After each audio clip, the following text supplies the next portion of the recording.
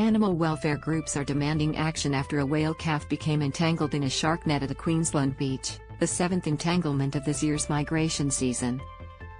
The juvenile humpback was freed from the net at Currumbin Beach by SeaWorld after becoming trapped in the net for over an hour, at about 8 a.m. this morning. Humane Society International, HSI, are calling on the Queensland government to remove the shark nets, at least during whale migration.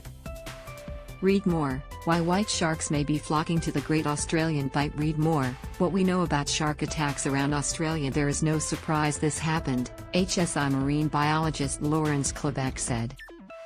And it will keep happening until a change is made. Klebeck said the Queensland government must listen to their experts and approach the issue of shark bite mitigation with reason and logic.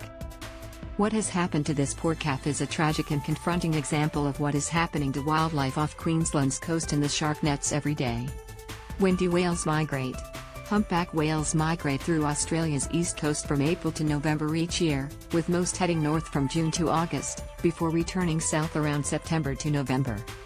Humpback whales have been spotted this season in Sydney and off the coast from Merimbula in southern NSW to Hervey Bay in Queensland.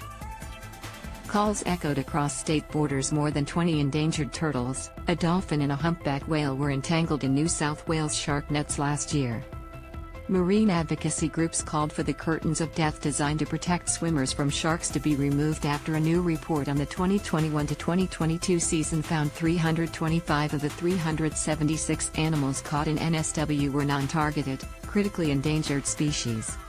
Here we have the NSW government actively continuing their killing nets off our coasts, targeting all marine life whose path they cross with a cruel, painful and barbaric end, said Sea Shepherd Australia's managing director Jeff Hansen.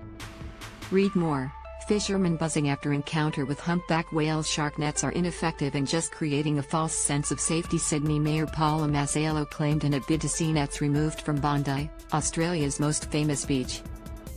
Read more, 2 incredible whale encounters off Queensland as humpbacks dance off coast. Shark nets are very old technology, the Waverley LGA mayor said.